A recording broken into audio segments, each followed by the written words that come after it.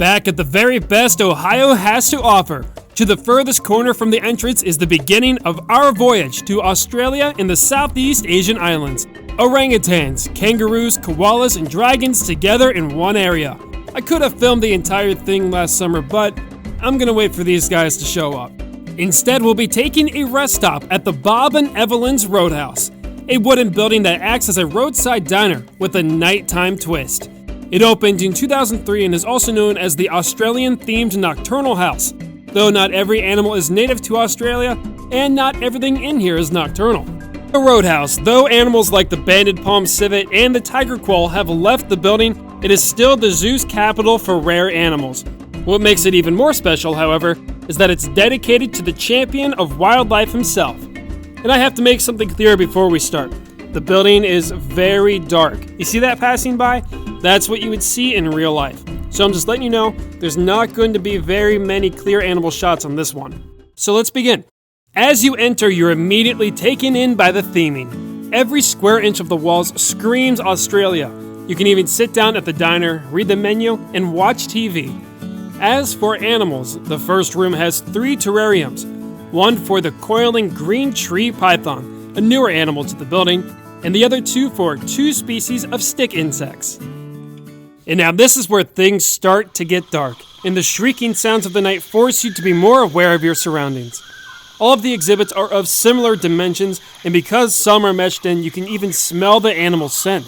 The first one in your sight contains the owl-mistaken tawny frogmouth.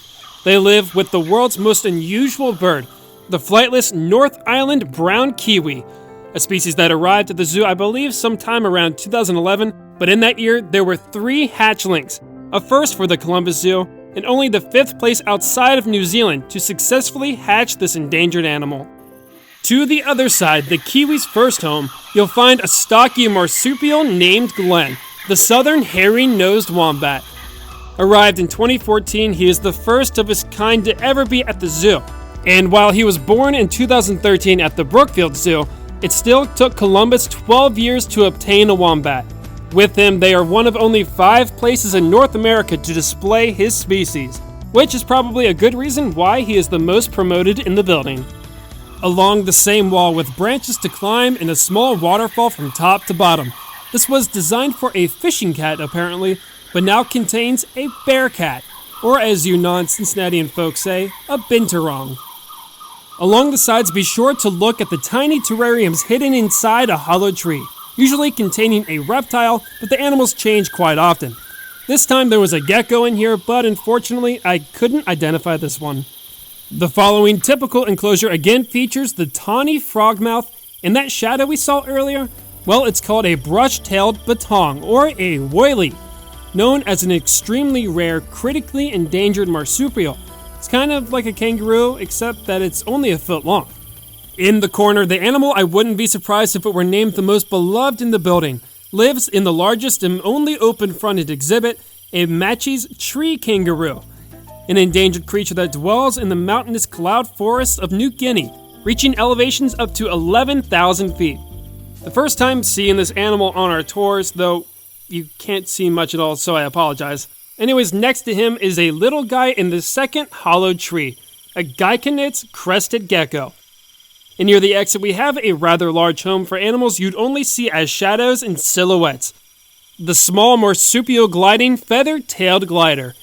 In parallel to them, an unusual mix in the Roadhouse's final nocturnal enclosure, lives an Indian crested porcupine, the easier of the 2 to spot compared to the small prosimian, the pygmy slow loris. Now this may be our conclusion, but we aren't at the Roadhouse's exit doors just yet. Adjust your eyes once more for the Roadhouse Aviary. Just one large atrium, one of the most natural looking bird exhibits you'll ever see.